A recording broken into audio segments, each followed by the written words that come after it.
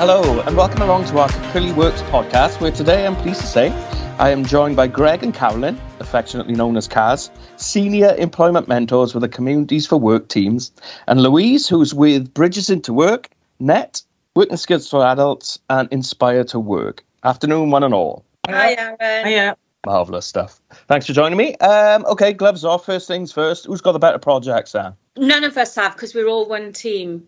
Oh, we all come excellent. together and synergise to produce one employability programme across Caerphilly Borough. Synergise, I like that. So, briefly, can someone tell me what Caerphilly Employment Services can do to help people in the community to upskill and find work? As much as we possibly can, really, I think is the gist of it. I think we've got quite a broad scope and quite a big range of how we can support, whether that's financial support to address barriers, whether it could be training to upskill to go into a particular type of job or particular type of career. We've got access to apprenticeship providers if people wanted to go down that route. We've got a business liaison officer who goes out and engages local businesses and then tries to ring fence jobs for us. There's the normal stuff like all the CVs, interview skills, application forms. So, pretty much what we can really, what we'd like to encourage the mentors to do is to come to us with potential issues or solutions, and then we'll just see what we can do really. So if there's anything that is stopping somebody trying to get work, I think as programs between us all, we'll try and do as much as we can to just address that really and move on from there. I think we got as well, because the other thing, we got access to lots of really good partners within Caerphilly as well. So you've got, as well as what Greg was saying about, training providers, etc. We access the adult ComEd site, so we can access all of their courses. There's lots of links there. We've got a good, between all of our teams across the board, there's a lot of expertise and a lot of knowledge out there, both employability and beyond, really, I think, That's fab. Yeah, that brings me on to the next question, really. I was going to say there is a lot of employment support out there. Looking to see really what sets us apart from the others. Do you know what I think sets us apart is that we're all based in the community and we got a real thirst for helping those, not just to find employment, come off benefits, just to get them out of poverty and help them in sustainable employment, and just that holistic approach. It's not just ticking definitely a box, finding them a job, it's changing their lives. You've also got, Kaz, haven't you? You've got the Caerphilly Cares, you've got Families First. So we access all of that project support, as well as utilising our own, So I think that's in terms of the barriers, that's where we would go for that additional support on top. Plus, I think the big thing for us is that, we don't work against each other. With C4W and ESF, we work very much together now. So, we're joint engagement, lots of joint engagement at the moment. And, I'm just thinking that we don't just look at the unemployed side, we look at the employed side as well. So people who are, really struggling on 0-hour contracts, etc. But I'm sure we'll talk a little bit more about that in a minute. And I think from a very practical point of view as well, is a lot of the other programs out there at the moment are quite niche and quite specific. So they'll have a particular task, they'll have a particular age group or, a particular demographic that they're targeting, which is kind of in addition to the priority Welsh Government programmes, which tend to be ours anyway. So we've got a really broad scope to be able to work with loads of people, whereas in defence of the other programmes, I think they're a little bit more focused. So, from our point of view, we like to see that we are different because we try to capture everything that we possibly can. Yeah, I think that's a fair thing to say. I mean, Louise did list a number of the services and things that the local authority provide, which, we have this obvious strong links with those. So, yeah, that's fantastic. And I think, currently it seems that the Caerphilly employment teams are working closer than ever together. And that seems to be something that is going to just get stronger and stronger going forward. Do you feel this is the future of employment support in Caerphilly? Definitely. This is the aim. One team. One Caerphilly, one team. As cheesy as it sounds, but I do think our relationship with Greg, myself and Greg and Louise, and previously Anita, and now with Sharon, we've developed that link. So we see each other as our colleagues, not opposing teams. We are one team, and I think that's something that we can be proud that we've brought together. I think we've done a good job there. I think so, definitely. And the other thing is, the whole point of it was making it easier. Whoever comes through our doors, there is that one point you've got that one sort of, that single door approach, Absolutely. very, very much so for that. And it makes it easy, because it's too complicated for most people otherwise, with postcodes and eligibility and things. So it's about us making it easier for people to come to us for support. And I think we do that.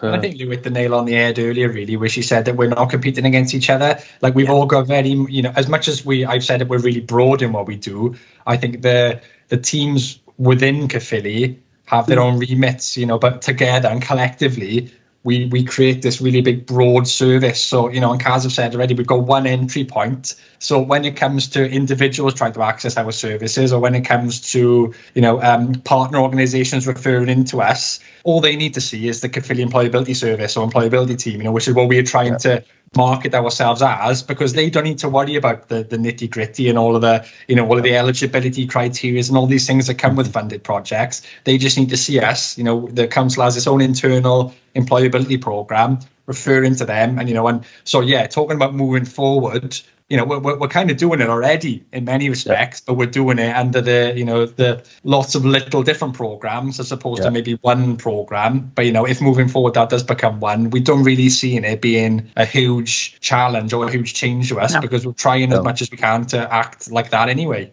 Yeah, to a certain extent, our hands were tied where, there'd be different projects under different names, different eligibility, different lengths of the service and the contract and things. But I think now merging them together, so to speak, and having a one-stop shop referral sort of system has really helped. And, there's no gaps in the service anymore. Whatever your circumstances, area of living, age range and things, there is support out there, and we refer onwards. So that's it's the way of working forward, I personally think, and I think that's the way that's going to continue. That's cool. So how are we looking to push our message out in the community and further build upon successes?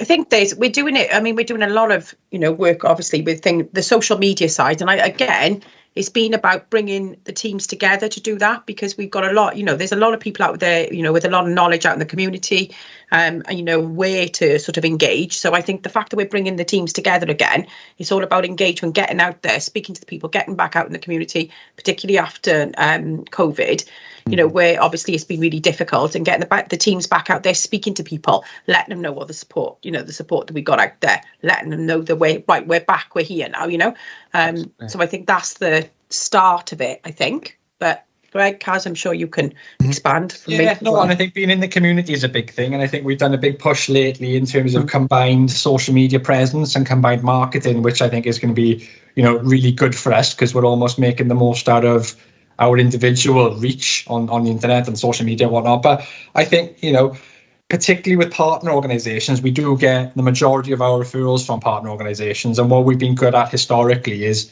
getting out there as programmes, getting out there, not just into the community, but into, other projects and other departments and whatnot, their buildings. And I think now that restrictions are hopefully easing and continue to ease, what we will be doing, again, working very collaboratively, is getting out there, targeting certain areas. So whether that's a particular job centre, whether it could be a Careers Wales office, it could be a training providers building, get in those buildings, make sure we're promoting these projects as one, to just get that single point of referral going as well.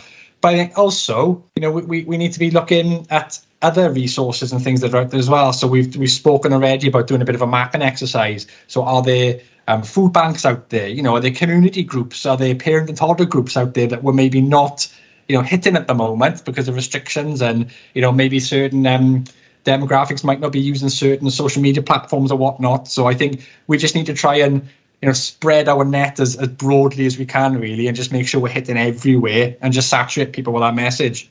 Yeah, and I think we're already undertaking that little exercise now. It's a big push, what we're all doing with the teams, but also as well, we got specific points of contact within our teams now, with the Spocs going out there. So I'm going to bring Aaron in. Aaron, you're the Remploy Spoc, so you'll be going out and liaising with Remploy, and all of our mentors have got their own kind of remit, and that's really good to have those links with the widest audience as possible. I think that also helps with the employees, the mentors and things as well. You can go to one of your colleagues, and if their particular area of expertise is, within the disabilities field, for example, you can go and pick their brains and maybe get some advice and guidance and that from colleagues who really focus on those areas. So yeah, that's been an area of development that's really quite interesting, and it'd be good to see where that leads. Sorry, Louise, was you about to? No, I was just thinking again. It's across the teams again. We all very much, all of the advisors across all the teams are very aware of what all the projects do. So when they're out there engaging in the community, if as an example, perhaps one of the Communities for Work, employment mentors talking to somebody in the community that perhaps they're employed. They're aware of what the NET project does in terms of supporting people who are currently employed. So we would get, the fact that they are aware themselves, they can refer into us, so it's also referring across the teams as well, and us being aware of what we're all, what we all can do and the support we can provide. And I think they do a really good job of that, really good job. And that really promotes referral generation for us as a programme as well, because what we want is people to come through the door so we can work with people and move them into whatever it is they need to be. So the fact that everybody is singing from the same hymn sheet, and they've all got a knowledge of every other programme, doesn't mean that people are getting passed from person to person there. So in terms of being quite an efficient programme, it's certainly moved towards that as well. We've definitely ramped up the knowledge base of our mentors to be able to inter-refer amongst ourselves as well. So that's certainly positive for referral generation for us. Definitely. Fab, yeah, and I've happened to notice we've always had a strong link with the likes of housing, but in particular the last few months, referrals have been coming from them, been working together with then the welfare support officers and things as well to do better off calculations. So it's really like pulling people's areas of expertise to us. So, we've got people to go to seek and get some guidance and advice from. So, yeah, long may that continue. That goes back to the point about what's one of our unique selling points. Where I think the fact that as programs we are embedded within the local authority means we have really easy access to other services. So obviously people come to us primarily because they want a job, but we always say getting somebody a job is the outcome of the work that we do. So our mentors are working with individuals to remove barriers. They're not getting someone a job, they're taking away the barriers, whether that's low skills or qualifications. It could be poor mental health, poor physical health, housing problems, anything really that is there. We need to try to address those issues to make sure that people can then sustain work when they get into it. So the fact that we are so well embedded within the local authority means that we can just get on the phone to our contacts in housing, say, right, if they've got a tenancy liaison officer, they're having problems with this in their house. That could be the only thing stopping them getting work, is because they're so worried about their house, or their home, or there might be something wrong with the kitchen, for example, that's the barrier to them getting a job. So if we can then work with our partners to remove that barrier, that just makes our jobs that much easier. And I think the fact that we have that access, is a really good selling point for us as a programme. Absolutely. Fantastic. Okay, well, I was just looking to see if we've covered most of the points I was hoping to today. I feel we have. But are there any projects or ideas that we're working on at the moment that you'd like to advertise in this space? I'm currently developing with the Western URV teams our new community hubs, as in employment support drop-ins. We're trying to develop an open drop-in in the morning where anybody in the communities can come in and find out about services out there. If they need support with accessing housing, trying to get in touch with a tenant liaison officer, because we all know everybody's really busy. We can support with that. All the prices going up with energy, we can direct them to any kind of reductions they're entitled to. So we're trying to schedule that, and then in the afternoon an open employment support drop-in where anybody can come in for anything related to jobs. It could be looking for jobs, and it could be us. It could be coming in for a better off calculation. The other one I wanted to mention, have you heard of the New Calc project as well? You're obviously, Greg, as you know about the New Calc project. So the CRF funding that's coming in, Right. That's quite exciting because that's something new, and that'll be very much parts of our, across our department. And that basically, that funding is working, is looking to engage with people who are economically inactive. So anybody who's not working, not claiming benefits, and trying to get to those people and offer them various courses that might engage them, and then ideally then progress them on to either some of our accredited courses across Adult ComEd, into employability sessions with us. So it's, that's the sort of idea behind it, is again getting out there and engaging. I was just looking at some of the things they were looking at. It's basically saying the idea of the sessions is to get people engaged in adult learning. So, not just employability, but like essential skills, digital skills, and then moving them on from there. So it's sort of workshops that'll be sort of interesting to them. So whether it was, it could be something like family history, or, it could be anything really, just to get them engaged. But the idea then is to engage with our projects further down the line. So again, it's just more examples, I think, of how, you've got C4W, you've got European funded projects, you've got Adult Edge, you've got all of these projects and all of these areas working together again to utilise funding that's out there. Hopefully they will move on from there. I think what we've got about this role is there's a big emphasis on working with agencies in the health setting as well. So not it could be GPs, it could be the local health board, hospitals, whatever they may be. There's a big emphasis on that, and I think that's something historically that we've always struggled with.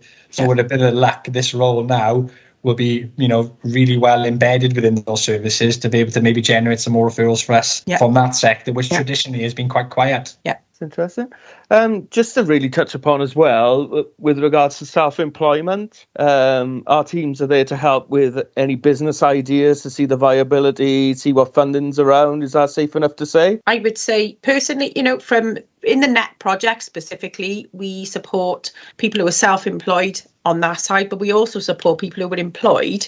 So perhaps that are working in, on a 0-hour contract, or working in a job they don't want to be in, but they'd like to go self-employed. Mm-hmm. So we would support them to become self-employed. And we've done, plenty of examples of that. We tend to work alongside the likes of Business Wales, Welsh Ice, etc. And then we support them with all the other things alongside. And again, sometimes, like Greg was saying, the barriers, their own barriers, not just, how to put a business plan together, etc., or the marketing, or, the publicity side of things, but also their own barriers. So whether it's, it's actually making the move to become self-employed, which can be quite difficult in itself. So the NET team support them there. But I don't know whether there's examples of, the unemployed side where we've done that. Can you think of any? I know, Aaron, in particular, you've done stuff like this before, and I know some of our other mentors have particularly supported. And even when you may have somebody looking to go into maybe a construction setting, but this is on a self-employed basis, so it's making sure that people have done what they need to within the revenue, and they've got a unique tax code and all these other things that need to be done.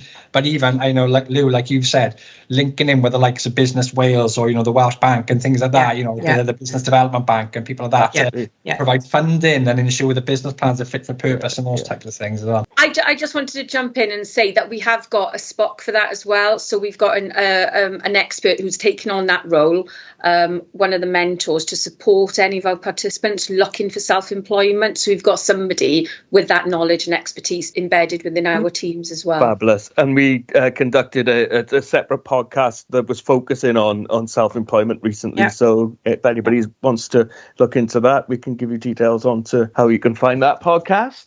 Really interesting conversation today, guys. Thank you very much for joining me. I don't know if there's anything further you'd like to mention there. I think it's just, going back to the point of if you're unemployed, or even if you're working at the moment, but you maybe want to go into something else, there's nothing wrong with giving us a call and having a conversation and see what we can do, because like I said, the scope is definitely there to be able to help somebody in some form or other. So whether it's upskilling, whether it's getting a new job or finding a job in the first place, just give us a call and we'll see what we can do. Fabulous. If you'd like to get in touch with our teams, you can call us on 01443 864 227. Email us at communityregen@caerphilly.gov.uk, or find us on Facebook, Twitter, Instagram and YouTube at Caerphilly Regen. This podcast is now available on a variety of platforms, including Spotify, Amazon Music, Google Podcast, Apple Podcasts and YouTube. Until next time, all the very best.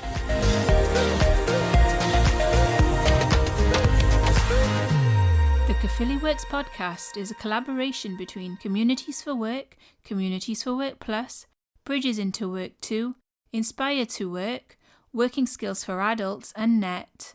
The Communities for Work Employment Support Team is funded by the Welsh Government and the European Social Fund, working in partnership with Communities and Job Centre Plus.